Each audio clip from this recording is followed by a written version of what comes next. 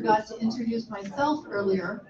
I'm Elisabeth Myers. I am the Summit Director and also the Executive Vice President of the U.S. Halal Consultants. And I'm really pleased to moderate this panel, which is an extremely timely panel right now. Video. And what we're going to do, though, before that, is to run a sponsor video. And I'd like to thank all of our sponsors once again: the Halal Guys, Fair Bank, Din Halal, Islamic Relief, and Ahu Barah. So, play the video.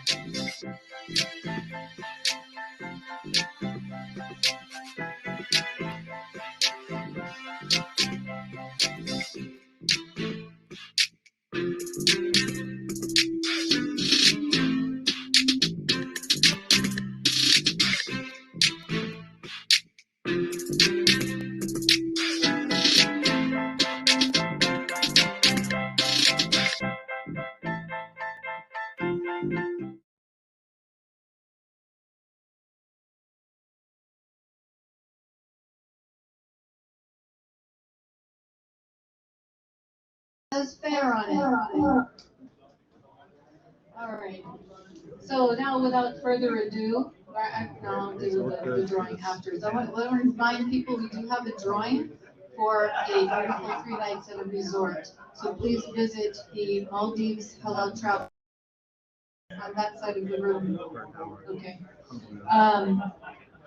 So this is, as I was about to say, a very, very timely panel. The issue of logistics and the actual failure of logistics in the past, well, over the course of the last year, it has progressively been getting worse. And now, in the last week or so, week or two really, I've been seeing so many news reports about the difficulty in getting supplies and products around the world timely and where they're supposed to be. And there are many reasons for this that are all coming together, not just the pandemic, but there have been labor shortages. There have been, of course, you have many workers at docks who catch COVID and therefore cannot work. But the most recent thing, perhaps, is a huge storm that's happening in Southeast Asia. So there are all of these factors that are coming together to mean that it looks like the holiday shopping that one anticipated getting in time for the holidays may very well not get to the U.S. So I want to introduce our panelists. We have, I'll start with Quintin again. He was our wonderful guest moderator for the last session, and he is the president and CEO of Q Gray and Associates, with more than 30 years of experience working as an agriculture counselor for various embassies around the world, including Saudi Arabia. And as I have mentioned before, he's also a certified trainer in the Food and Drug Administration's Foreign Service, Foreign Supplier Verification Program. Too many acronyms to remember. And of course, he's one of our marvelous member consultants with the U.S. Halal Consultants, which is the only professional consulting group that is dedicated to the halal industry in the U.S., I should say. I don't know about this. Second, we have with us also a very special guest from one of our sponsors, Hesham Hegazy, who is the Director of Supply Chain for the Halal Guys. So he is a very, very important person. He's the guy who makes sure that when you stop at one of those carts for lunch, you've got food there to eat. He first joined the company in 2008 as the General Manager of Operations. And at that time, the Halal guys were just known for their iconic street carts that sold late night halal food to taxi drivers in New York City who couldn't eat otherwise. And since then, Hesham has been instrumental in transforming Halal Guys into a multi-geographical, worldwide, fast casual food powerhouse with nearly 100 stores in operation. Is that right? 100? I thought it was actually more. We are reaching the 100 Okay. All right. So I thought we would have, rather than necessarily doing presentations, just have a nice discussion here and try and get into some of the reasons for the problem with logistics right now. And perhaps I can start with Hesham. What's happening right now with logistics? What factors have contributed to where we are, and why can't we seem to solve the problem of moving stuff around the world? Thank you for having me and Halal Guys at this summit. It is great to be here. I'm honored to present Halal. I do appreciate and I do appreciate all the comments we've made regarding Halal Guys as leaders of Halal concept globally. To answer your questions, it is a few factors related to what's happening right now as far as the supply chain worldwide, not only in the United States. If we start by the beginning of COVID and how COVID have a really impact on manufacturers, distributions, workforce. In the beginning was, I start to see, not just the halal guys as, specifically, but as a restaurant of the rest of the industry. We start seeing, so many of those manufacturers dealing with. Some of the workforce start to have the COVID, so it is begin with short of laborers right now, and not only become as short of laborers. In some point, those facilities have to shut down because of the COVID and the pandemic. That's one reason how the thing starts. In the same time, is talking about here in the United States and global wide, which is many of the manufacturers here depend on overseas raw material coming from Asia. And as we all know, many of those countries still until now it's in lockdown. So that indeed did have a big impact on the supply chain and bringing products into the United States. So that's in the beginning of the pandemic and COVID and short of labors and all related to where we're at right now as far as having a really hard time to get the products when we need it. And also, to give the fact of the short of labors, it is really, we start to see how this impact the restaurant industry as far as the availability of the products. So it is very common to see or see a sign posted on restaurants, we out of stock a list of products, and that's when because of all those reasons, that's where we came to that. Is there a particular bottleneck or point at which that's really perhaps affected the Halal Guys business this past year? I mean, the halal guys, it is no exception than the rest of restaurant, industries, since we are dependent on products, coming from overseas, and so we really facing the same challenge everybody facing, but we did indeed try to work with several other solutions to source products, and in some given point, if we do have, to put a temporary suspension on some of our menu item because of that, we did so. So that's what the halal guys have, doing, and continue to find a solution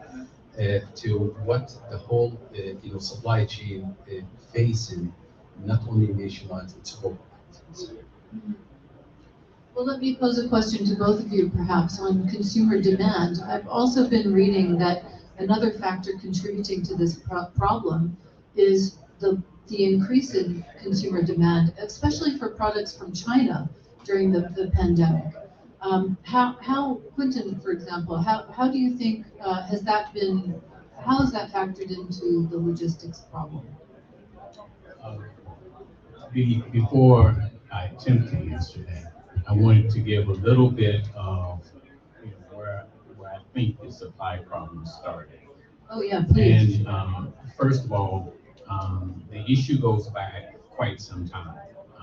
I know you probably know the term just-in-time management philosophy, and that is to whereas it used to be that a lot of companies stored a lot of things, they have products stored in warehouses. So companies decided that was not cost effective. So what they would do is they would have their suppliers would be judged based on whether or not they could get the product at the right place at the right time. So there's always, so the whole philosophy of business in the food industry and in retail and a lot of other sectors was just in time management. So that means that if you're a supplier, as long as you got the product on the day we needed it, we didn't have to store it, we didn't have to incur the cost of storing it. So just keep that in the back of your mind. So this is how businesses today work. This is the mentality of businesses. But I want to go back a little bit into 2019 when I traveled to a company in Denver, Colorado called JBS. JBS is the major meat supplying company in the United States. It's a Brazilian company with the headquarters in Denver. And I went there not thinking I was going to be speaking at a conference today, but they supply a lot of meat to the law guys, all the other folks, companies and restaurants around America. They have, when you walk in their office, they have like a big panel of how many meals they serve today. It's a huge supplier of meat products. Two things happened to them that are very important to understand.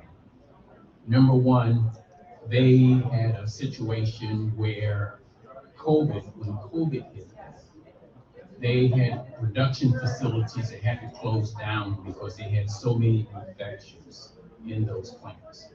And they didn't know how to handle this strange virus and how it was making people sick. So they had to cut down on their production because of that.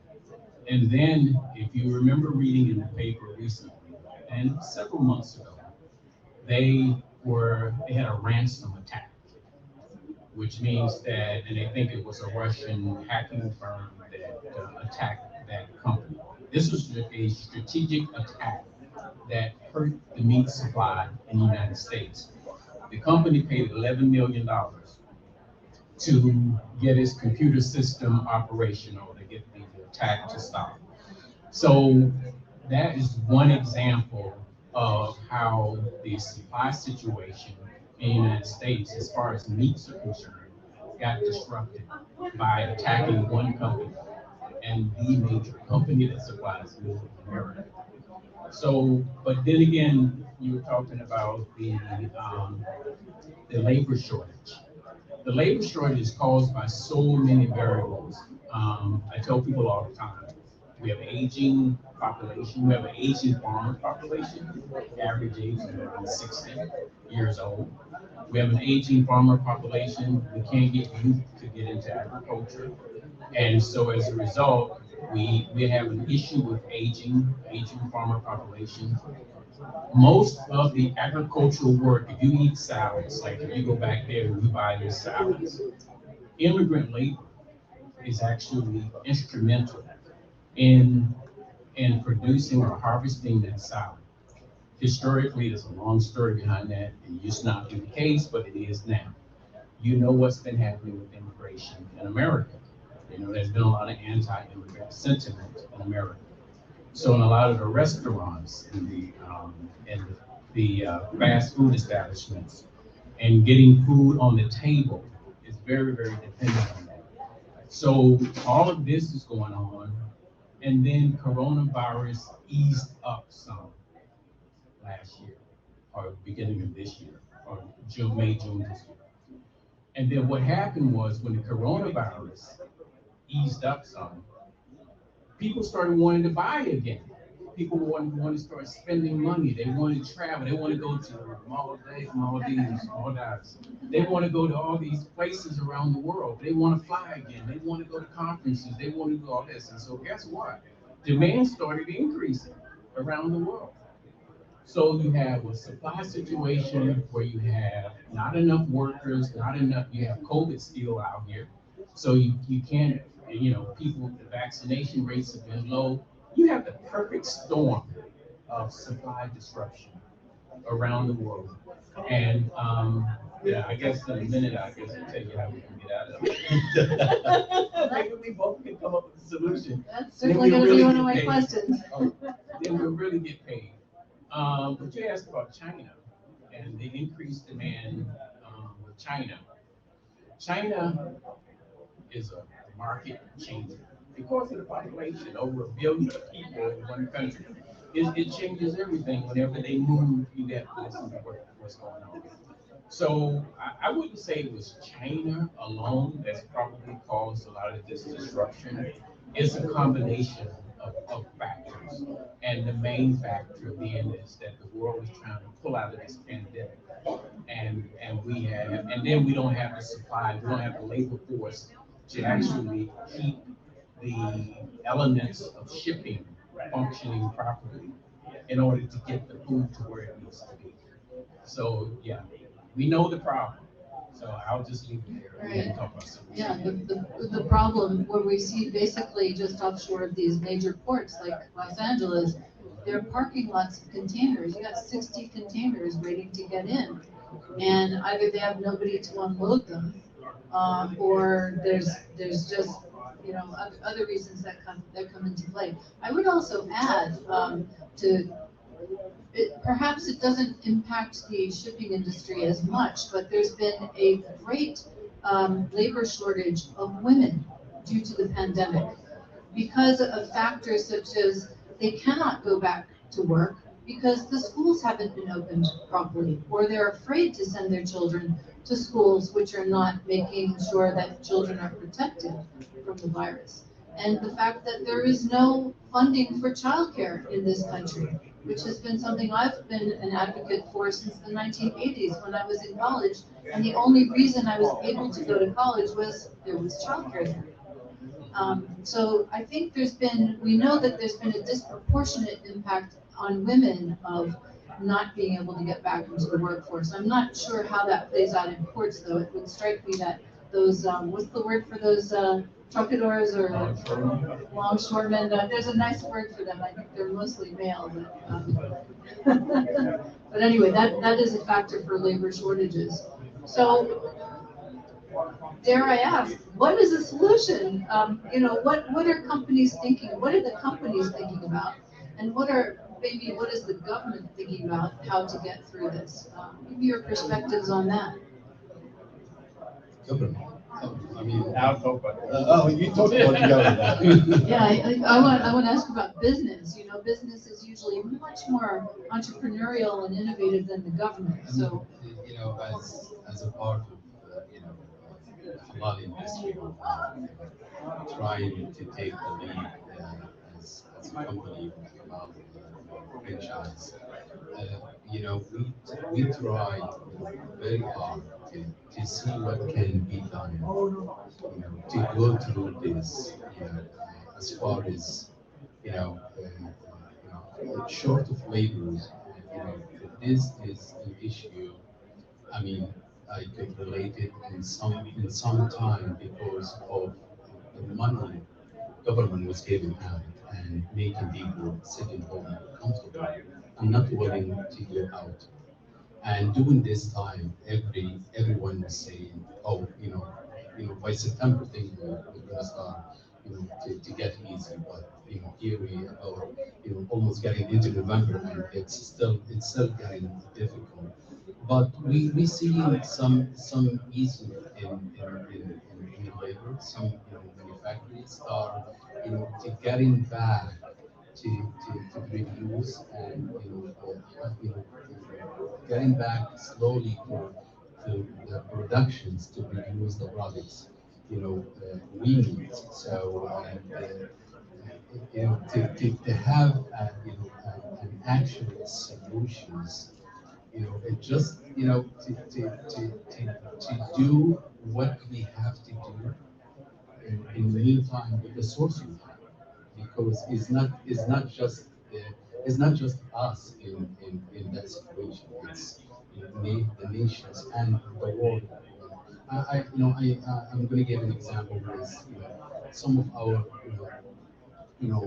situation in the UK, and it is a perfect sport, when the UK separate from the European Union, and right in the middle of those pandemics, it really make things very difficult, for halal guys as a part of we have branches there, stores there. It did indeed, like the rest of all the business in the UK, was having a very hard time to bring products from the European Union in the UK. So we start to look for alternate within the UK itself to get a solution solved, and we continue to do so to go through this difficult.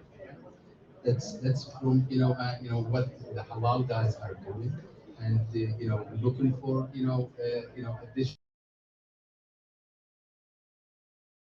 That's it's a word was not being used before when you go to some manufacturing and the decline take a business, because of they're unable to fulfill what the requirements. So right now we see some manufacturers are willing to take more business based on the ease of the negotiations.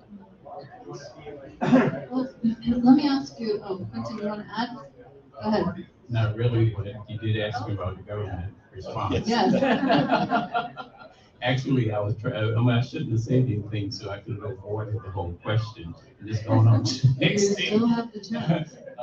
Yeah, because I can't speak for the government, but I worked for the government for more than 30 years. So I can guarantee you that the administration, the Biden administration, this is a top issue. In fact, the president just spoke on this maybe a few days ago about the measures that the administration has negotiated with the shippers in California to go 24/7 in terms of offloading. And this was something that was a change. But whenever you're dealing with shippers and longshoremen, you're dealing with unions. So that means that you're negotiating with the unions, and that's tough. And so, Yeah, I saw part of his speech. He was talking about the unions being the backbone of this country and what's made the economy so amazing. yeah, and so we know, the unions are the backbone of the country, but in a COVID environment and a work environment, the regulations for them to work are very strict. So it's not easy to change the hours. It's not easy to go 24/7. But the administration has done so in terms of negotiating to get some of that backlog taken care of. That to me, that's like a hole in a dam or whatever, because it's a small solution to a much bigger problem.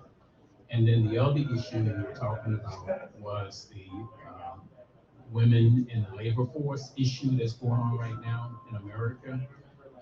That is part of what's being negotiated on the big relief bills that are coming. And so let's put it this way.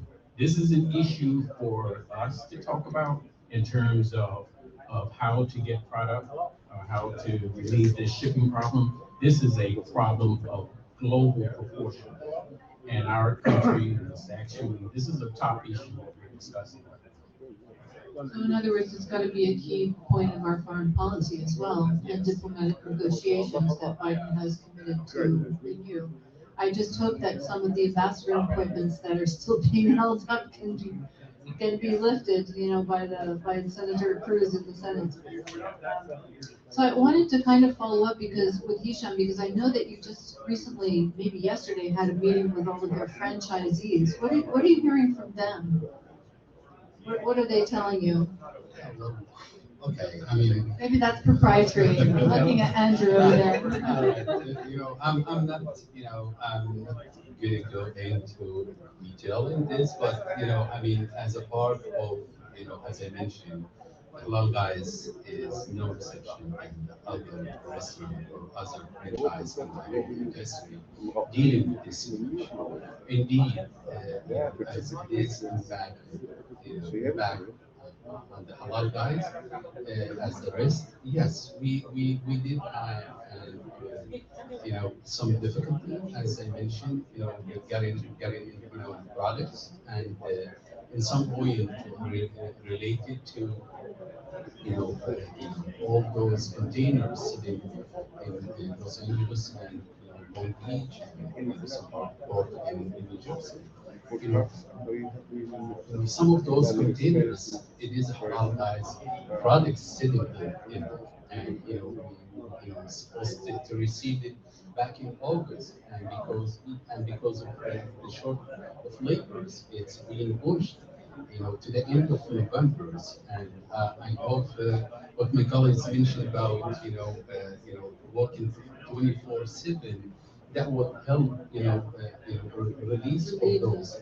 It is billions of dollars sitting there, in those containers, different products. So it is indeed, have something back, and if the products can be solved and have something within the US, we do so, but we still have also to face, it's the manufacturers facing the same thing. So it just, but our franchisee are understanding and working through it, and hopefully we will go through it. So it's a matter of just you know how long it's going to take to get these products in. As we mentioned, this indeed will have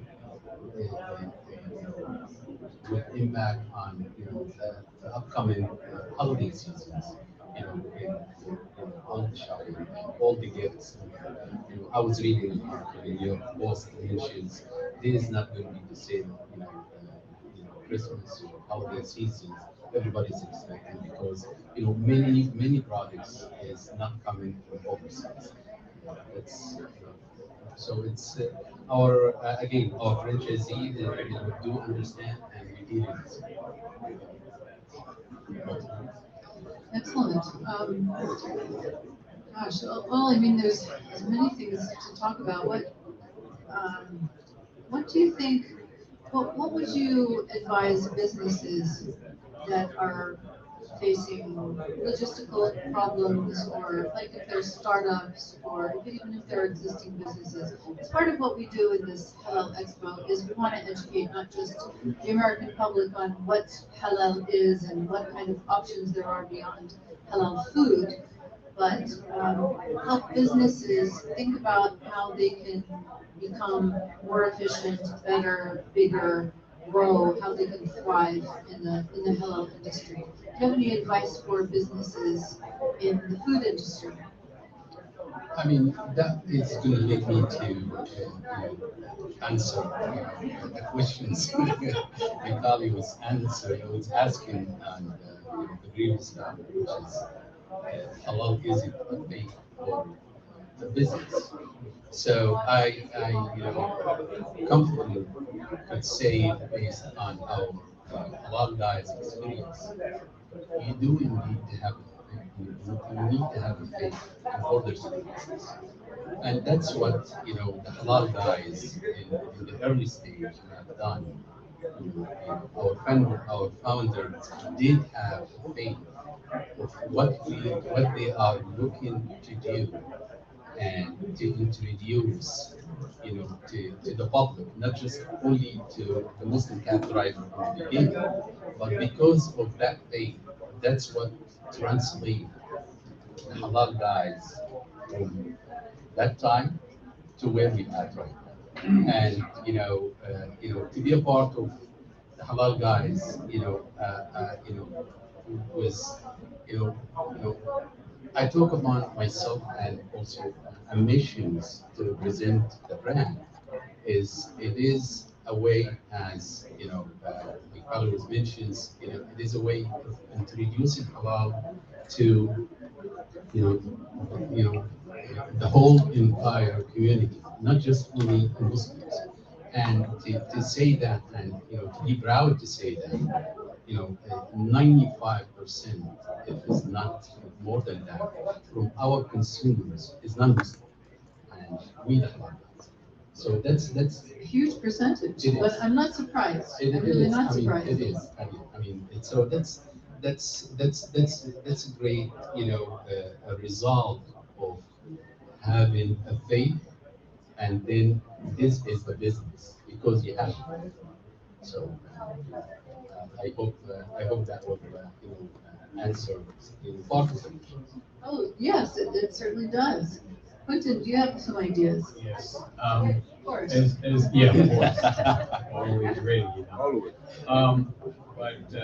As what I was saying in the previous panel, is that I do consultations with companies and I talk to them about how they should approach getting their product into the market. I've been deleting. And in part of that conversation, we discussed about what's going on now and what impact the COVID virus is having on their business and how they should look at business in the future.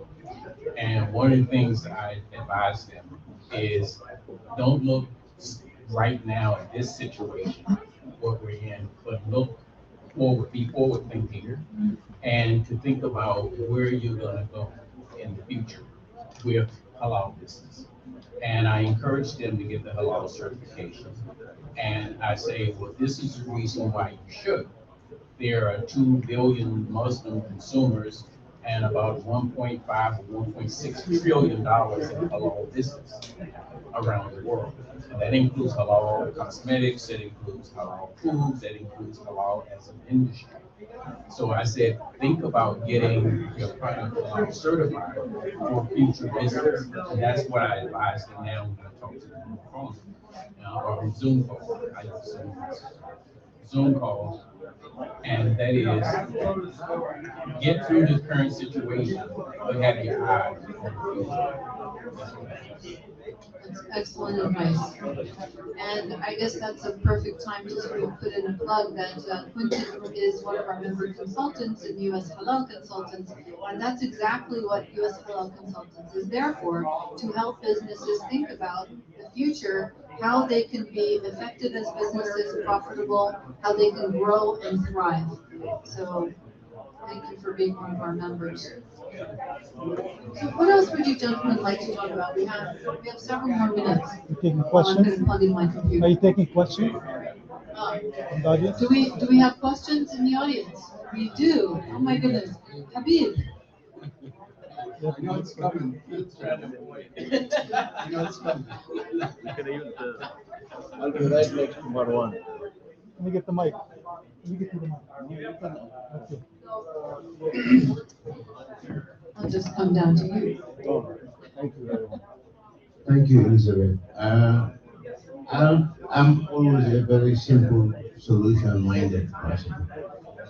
I think the solution to this is having more Muslims involved in the production. Muslims have a problem getting halal raw materials. If we do have more Muslim investors in plants and facilities, and like Brother Quintin said, get halal certified. I don't want to take the cloud out of my presentation tomorrow, but without accreditation and certification, it's a problem because there are many different standards we need to work on unifying the standards. Where Brother Rashid, are you here? Yes.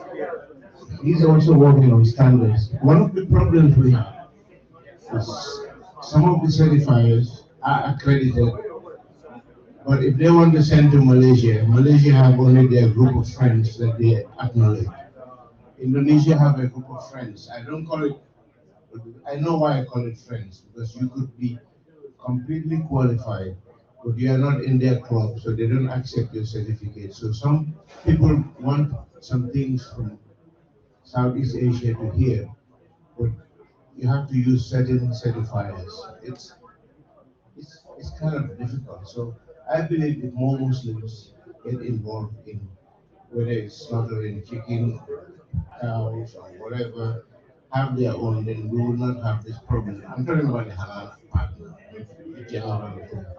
China is the problem, in my opinion, because Corona killed production in China. To answer Elisabeth's question, my solution for the halal part is get more Muslims involved in halal plants and getting accreditation and certification. So in the US, inside the US. Thank you. Thank you, Habib. Do you guys want to speak on that point? I do have a comment on your brother Habib have just mentioned related to once come to internationals, a lot of certifications and being a part of a global approval. You know, indeed he just hit the point by some of those organizations in several markets.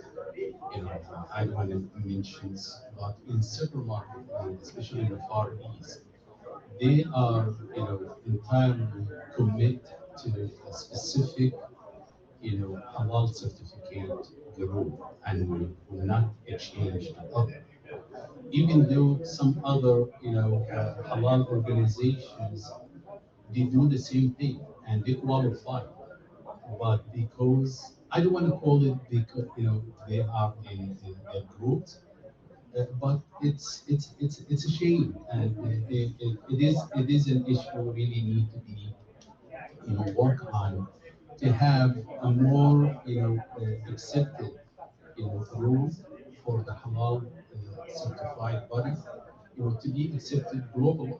So that's what we need to be looking into. Yeah, that's like a bee's nest, hornet's nest, as they say. That issue of halal standard for worldwide. Oh my God, I've listened to so many discussions about that issue. And when I think his name is Nabi, is that his name? Nihal. Mihai. Well, I got it close. Um, his presentation was so great and outstanding this morning. I remember when you make a good presentation, it sort of stays in your mind. And when you talked about the fact that when you went to the grocery store and you saw kosher and you saw halal, and you started thinking about whether or not, you knew that the kosher was kosher and the halal, I guess it depended on the standards. That's where halal is worldwide. There's when I and I was in Dubai as agriculture counselor, working in Dubai. They had about 300 and some different halal marks in the market. And they said, well, why do we have so many different halal symbols in the market? And you have what's going on in the UAE, you have what's going on in Malaysia, Indonesia, and everything is a little bit different. And Habib and certifiers, they pull their hair out. You see, I said it right time. They pulled their hair out trying to figure out what this standard, how to apply, how to adhere to this standard versus another country standard versus another country standard, and on and on and on. And I know the need is there to come up with a common way of looking at this issue. It's just that we've been talking about this, I know in my life, 20 some years. And but it's needed because if the unification of some kind comes about, then you can have a halal product that's in the market and a person can see and say, okay, well, we know what this means. Because right now, that's not the case. Thank you. Well, thank you for precipitating the question, Habib. And I will let you know that we have a panel and a session on that question certification tomorrow. In the meantime, I do see a question here. This is interesting and looks like it would be for Hesham. I don't know if it's in your wheelhouse, but is there a way we can get the chemical preservatives such as sodium benzoate out of halal guys' sauces? The questioner says that this turns into benzene, a known carcinogen that may cause cancer. Are there more natural ingredients? And whoever it is says, that would be awesome. Well, I'm honored and pleased to mention that the halal guys voluntarily for quite some time working on this, and indeed we did in some major coup projects at the halal guys council. It is being done and completely to remove all the chemicals and all the artificials from the products. So Bravo. it is being done, and it is I mean, I don't want to go in detail, but it is in our vision to complete and get it all our products hopefully with mid or the end of 22. But indeed, that's where we are, and it's being done, and in few items, and we will complete it with the rest of the items. Marvelous news. Well, thank you to the questioner. I don't see the name, but good news. I hope you were able to hear the answer. So are there any other questions from our audience here? Yes.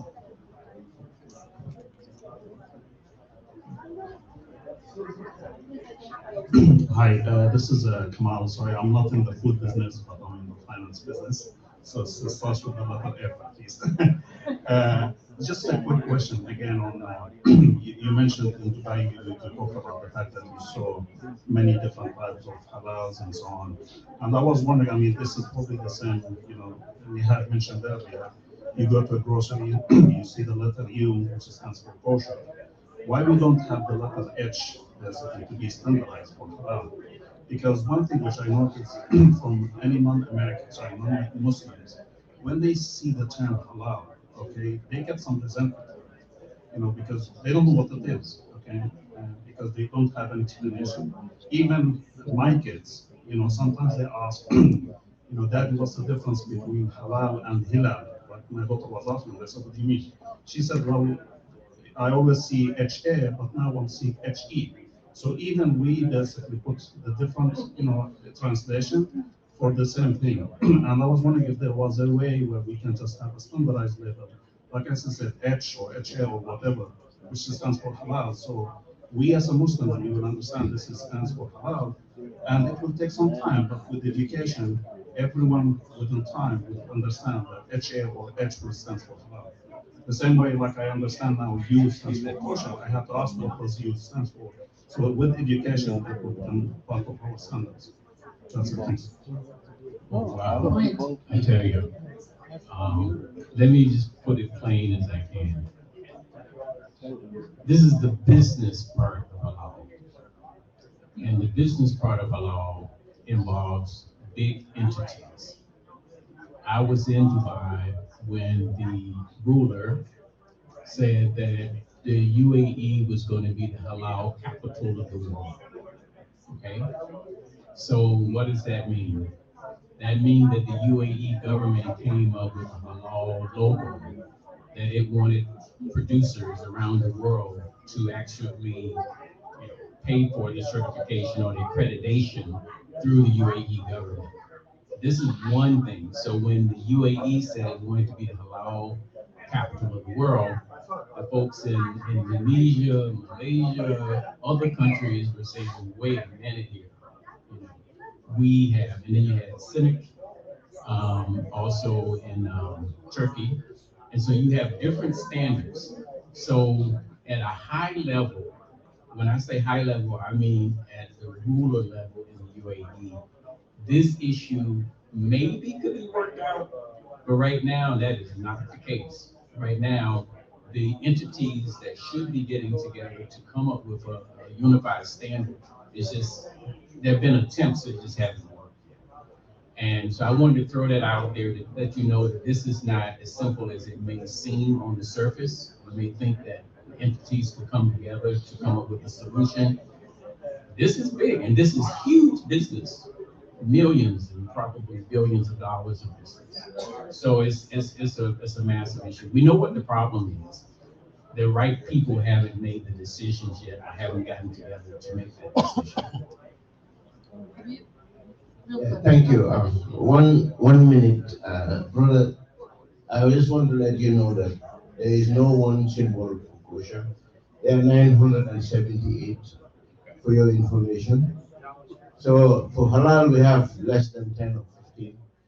And I will touch on it when tomorrow, but I just want to tell you there is no one symbol for kosher. You have circle U, triangle K, I can tell you all the list. It's about 20 pages. And to answer the question for Brother Hesham, the benzoic acid is halal. It's just like aspartame in your diet sugar. It is not haram, but it's better if you avoid it, but it is not haram. So you are doing it right. I was answering from the health, I know from the health, but it is not haram, just to let you know. No. Thank you. And I'll give you a gift of this. Thanks, Habib. All right, I think we're really at the end of our time here, and I want to thank our fabulous panelists, Hesham Hegazy, the Director of Supply for Halal Guys, and also Quintin Gray, who's the CEO of, oh goodness, it's Q Gray. Same name. Q Gray, just like your email address, and associates. Thank you so much for being with us. I want to once again thank our sponsors, the Halal Guys, Fair Bank, Din Halal, Islamic Relief, and Abu Barah. Please visit their booths. And in terms of housekeeping, now is the lunch break. And so we will resume again at 2 p.m. In the meantime, please do visit the booths, especially for if you'd like to enter the drawing for the tickets for 3 nights at a beautiful 5-star hotel called the Kuda Vilingini Resort in the Maldives, situated on a romantic desert island, right next to one of the world's best 10 surfing places. Go. I put my cup. Hisham's already put his card, so follow suit, and right over there at the Maldives Halal booth. Thank you both very, very much. I have a couple of announcements. Number one, we have a cooking demo happening on the left side corner by Din Halal. They're doing the demo and giving samples. So please stop by and watch the demo by